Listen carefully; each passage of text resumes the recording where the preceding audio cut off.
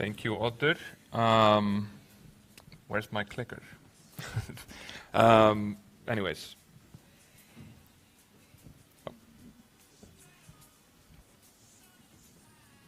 I'll keep going though.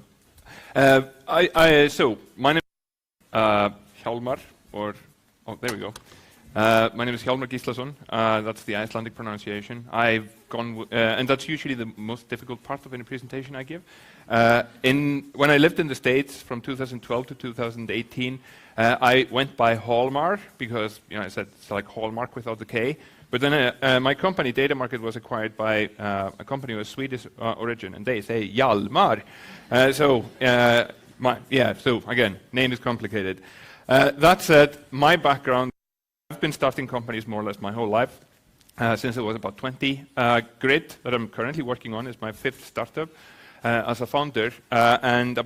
So the story that's relevant here starts maybe about 10 years ago when I started a company called Data Market.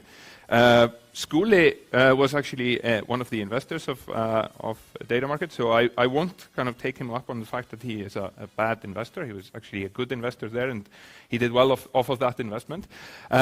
Data Market was in 2014 acquired by Click. So Click was an American company, but with Swedish origin, as I already mentioned. I spent a few years there working as Vice President of Product Management. And then last year, beginning of last year, I left to pursue another idea I had, which is Grid.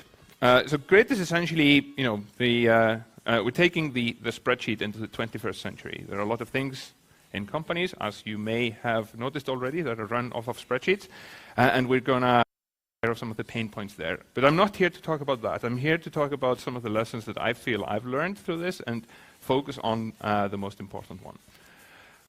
The job of a CEO is very simple, of a startup CEO is very simple. There are only 3 things that you have to do. So you are, first of all, the driver of the vision. That doesn't necessarily mean that you own the vision, and ideally you want to talk about the vision to everybody working in the company, funders and so on, and you want to continuously be kind of re-evaluating your vision.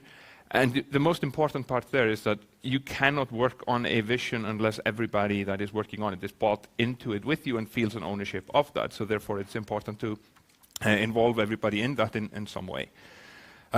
Number 2, you have to nurture the team. And number 3, you have to make sure you run out of money, because then it's game over.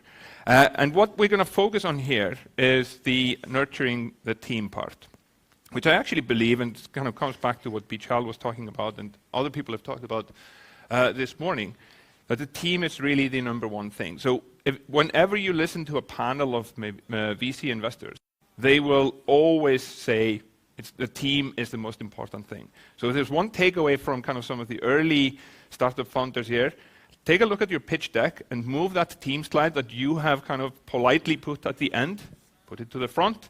Start by talking about yourself, why you have a relevant experience for what you're building, who you are, and make them believe that you can build what you are about to build. That is the most important thing, and that's the thing that investors want to know before they learn anything else, even in any detail what it is that you're trying to do. So team, team, team. In fact, it's just a byproduct of the team you build. So it's all about building the team. Without a good team, we're talking about foundations and founders here. And it's all about kind of, that is the most critical foundation. That's the team that you put together. And everything else you do is a byproduct of that team. If you get a bad team, you're definitely going to get a bad outcome from that team. There's no way. So it's actually, so a good team can turn a mediocre idea into a business. A bad team can't turn the best idea in the world into a business. So that's how important that is. So 3 things that I'm going to talk about with the team. I believe, this is not everybody's belief, but I believe smaller is better. Steve Jobs was he had a way with words. This was not one of those times. So it's a pretty long quote. But I've taken this to heart. So the amount of work that you can get done in a small, well-oiled team of people that are, agree on a goal and they are all motivated to go there, is a bigger team that has bad organization or somehow the motivation isn't there or something like that, is probably the most astounding thing when you as you're growing up, is probably one of the most astounding lessons that you learn, is how productivity is not linearly correlated with number of people. In fact, there are points where it actually starts going backwards. And the reason, I believe, is quite simple. So when you have a single person on a team, the entire vision, everything that you're doing is just in your head. So there's very little overhead with communication and so on. It may be messy in there, but there's no overhead with communication. There are no personal conflicts, or let's hope not, and so on. And then when you get to 2 people, then there's one connection to manage. So you have to have one friendship, or at least people that work well together. They have to have some shared mental model of what they're building. And many of you know this feeling. If you spend a lot of time with somebody, either as a friend or as a coworker or something like that, you start getting all these shorthands for all sorts of things you're talking about. You can more or less just utter one word, and that other person takes in an entire idea from you. And that's a magical thing that you get in a small team that communicates well and has a common vision. As you get to 3 people, you're now managing 3 connections. And so that's 2, 2, 3, 3, so that's easy. However, this gets worse. When you get to 5 people, you have 10 connections to manage. And when you get to 10 people, you have 45 connections to manage. And all of these connections are interpersonal relationships with all the dangers and things that come with that. It's also that you are now coordinating a lot bigger group of people that have to, again, hopefully as much as possible, share the same mental model about what you're building and be motivated by the same things, working in the same direction. And that's just a lot of overhead.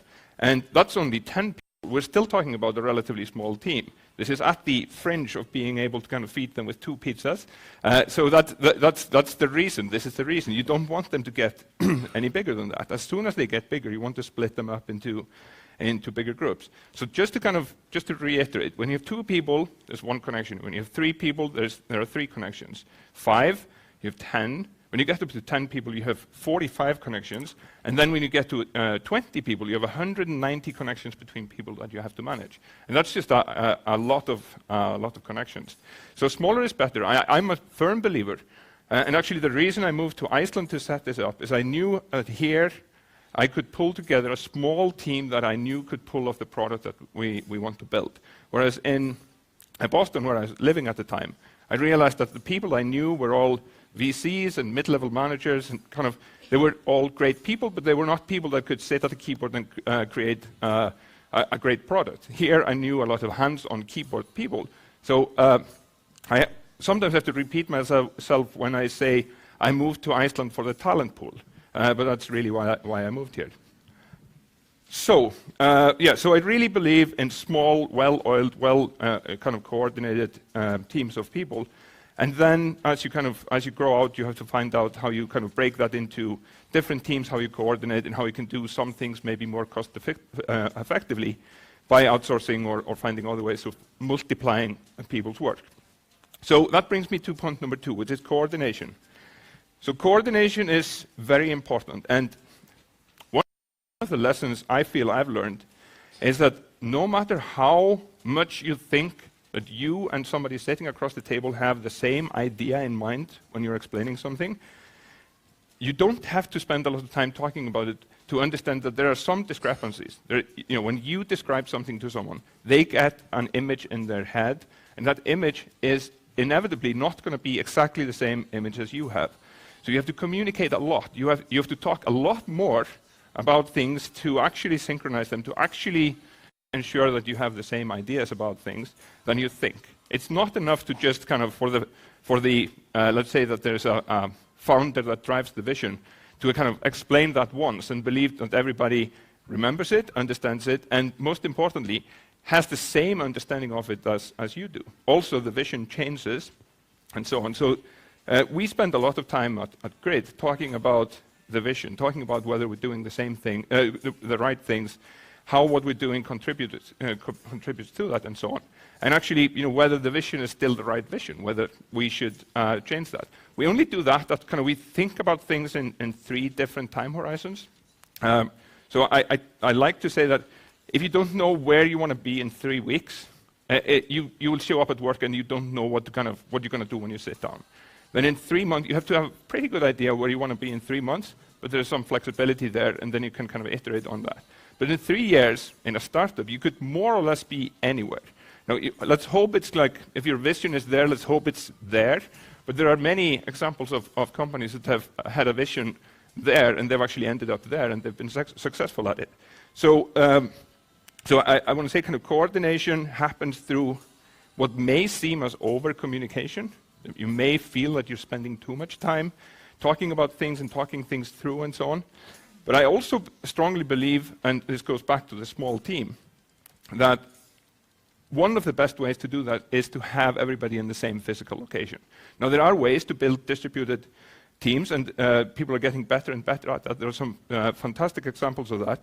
But there is nothing that kind of that beats just being together in the same physical location, being able to have ad hoc conversations when you need to have them, and kind of have a little bit of osmosis.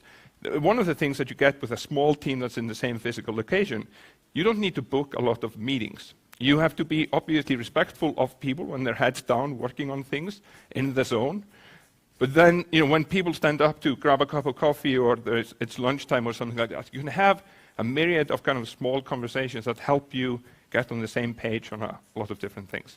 So coordination in a small team, coordination gets harder as the team gets bigger, then you have to break up the team and so on, and spend more time than you almost feel is comfortable on talking about kind of the coordination and the vision and those types of things.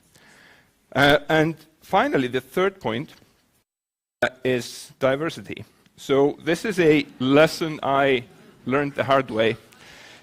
So this is data market at the time we sold the company. There was 15 of us, and at the time there was no woman in the team.